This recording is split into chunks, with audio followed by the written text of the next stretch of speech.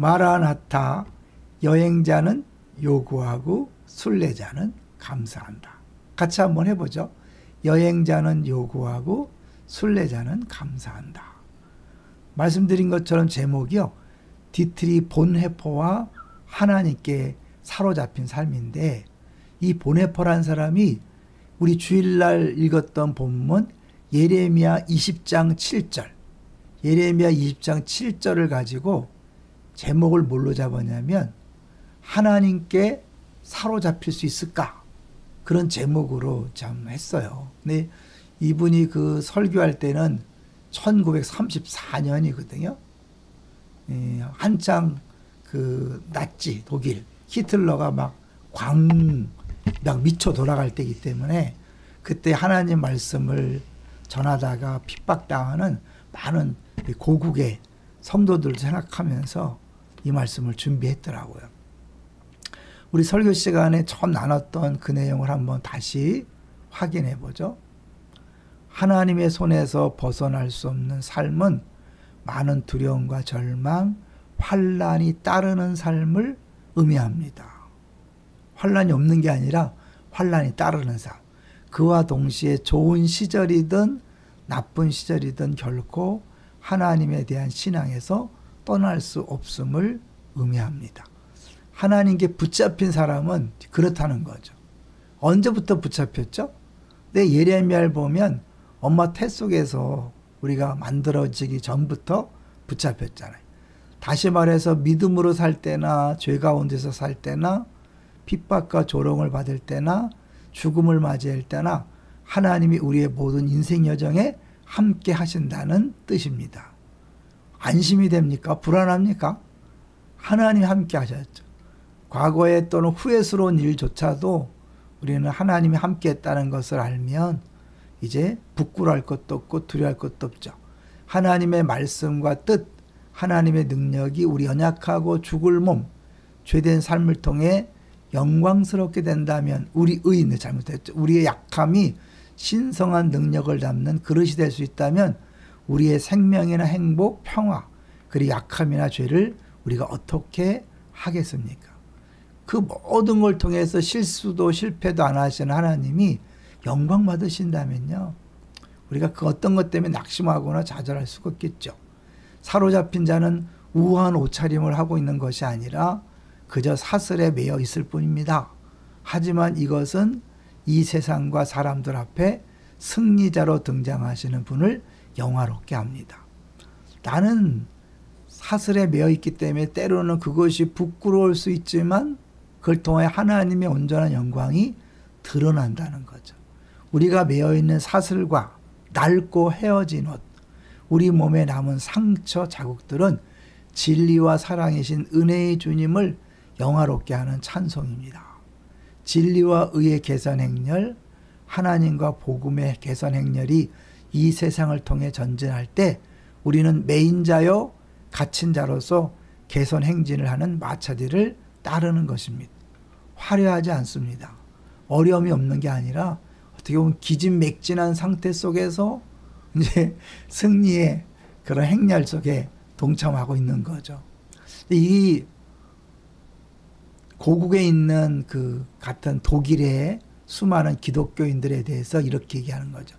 지금 고국교회는 수천 명의 교인들과 목사들이 진리를 증거한다는 이유로 압제와 박해의 위험을 받고 있습니다. 그들이 자의로 압제와 박해의 길에 들어선 것은 아닙니다. 다만 이 길로 인도받았을 뿐입니다. 하나님이 그들에게 너무 강해지셔서 하나님께 저항할 수 없게 되었기 때문입니다. 주일 설교 기억하죠? 하나님께서 사로잡았다. 자기를 이제 여기 예레미야 이렇게 얘기하잖아요. 주께서 나를 권유하심으로 꼬셨다는 거죠.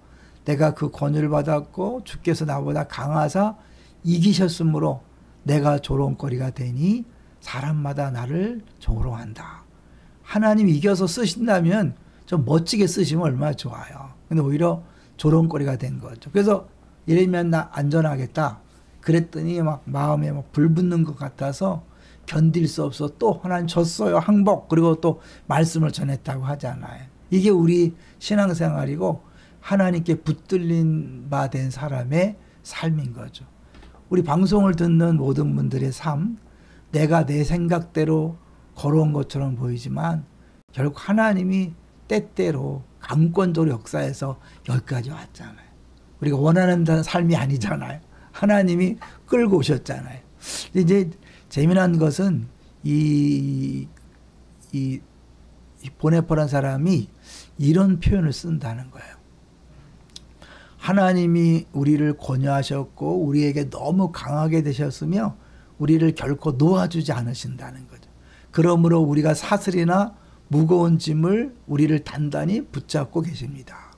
주님 우리를 항상 새롭게 권유하시고 우리에게 강해지셔서 살든지 죽든지 주님만 믿으며 주님의 승리를 바라보게 하소서.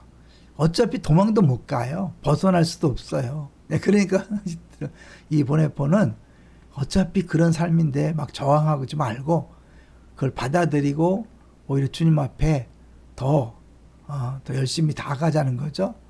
저는 이 부분이 제일 마음에 진하게 와닿는데요. 하나님 마침내 우리를 그분의 개선마차에 동여매시고, 왜 동여맬까요? 당당히 마차에 타는 게 아니라 동여맸다는 것은 그냥은 걸어갈 수 없는 그런 상태인 거죠. 우리가 메인체로 질질 끌려가더라도 그분의 승리에 동참하게 하신다면 얼마나 기쁠까요? 우리가 정말 최선을 다해서 기진맥진해서 힘을 다 쓰고 이제 걸어갈 힘이 없을 때, 그럴 때 이제 사실은 하나님 우리를 마차에, 승리의 마차에 묶어서 질질 끌려가면서 승리의 환호를 듣게 하시는 거죠. 수많은 사람들이 박수치고 환호하는 것을 보게 하시는 거죠. 화려한 삶이 아니라는 것이죠. 멋있는 삶은 아닌데 분명한 것은 그분의 승리에 동참하는 삶이 된다는 거죠. 이 히틀러는, 보네포는 이 독일이 망하기 전에 4월 9일 날 교수형을 당했어요. 죽었죠. 이분은 이제 목사님이고 신학자고 반나치 운동가인데 그 죽는 순간 안에 이런 말을 했다고 그래요. 이로써 끝이다. 그러나 나에게는 삶의 시작이다. 사도 바울도 내가 떠날 기약이 가까웠다. 그래서 떠난다 그럴 때 그거는 항구에서 이제 정박해 있던 배가 떠난다는 표현이잖아요. 그러니까 새로운 세계, 영원한 세계가 시작된 것을 이야기하는 거죠. 우리 이 보네포라는 분이 지은 그런 가사에다가 곡을 붙인 것이 이 선한 능력으로 많이 들어봤죠. 그 선한 힘에 고요히 감사하여 그 놀라운 평화를 누리며 나 그대들과 함께 걸어가네. 나 그대들과 한 해를 열어가네. 지나간 허물 어둠의 날들이 무겁게 내 영혼 짓눌러도 오 주여 우리를 외면치 마시고 약속의 구원을 이루소서. 이 후렴이 중요하죠. 그 선한 힘이 우리를 감싸시니 믿음으로 일어날 일 기대하네. 주 언제나 우리와 함께 계셔 하루하루가 늘 새로워. 하루하루가 늘 새롭다. 왜? 하나님이 함께 하시기 때문에 우리의 하루는 그냥 시시하고 평범한 하루가 아닙니다. 그 하나님의 크기의 능력과 지혜와 사랑과 은혜가 나타나는 그런 하루가 되는 것이죠. 우리 박영선 목사님이라는 분이 하나님 설복이라는 책을 써서 많은 사람들을 감동을 줬는데요. 이 설복이라는 단어를 이 보네포가 먼저 썼어요. 하나님 설복에 넘어간 사람은 더 이상 하나님을 떠나서는 살 수 없다. 하나님이 우리를 결국은 태 속에서부터 준비하시고 우리를 이곳까지 인도하신 거죠. 때로는 그걸 권유란 표현에서 속여서 온 것처럼 보이지만, 그러나 이단에 속았다면 참 안타깝고 잘못된 종교에 속았다면 안타깝지만 우리는 진짜 하나님에게 속아서 붙들린 바 돼서 이제 하나님의 길을 걸어가는 사람이 된 거잖아요. 고난과 아픔은 당연합니다. 그러나 그 모든 걸 우리 힘으로 이기는 게 아니라 주님이 친히 이기게 하십니다. 기억하십시오. 주님이 여기까지 인도했다면 이제 앞으로 모든 순간 마지막까지도 그분이 함께 하셔서 결국 승리의 그런 마차에 묶여서 질질 끌려가는 그런 상황이 된다 할지라도 어쨌든 우리는 승리의 길이 보장된 사람들입니다. 힘내십시오. 두려워하지 마시고 염려하지 마시고 어차피 승리. 결론은 승리. 믿음으로 뚜벅뚜벅 한 걸음씩 이왕이면 신나게 걸어가시기를 주의 이름으로 축원합니다. 할렐루야.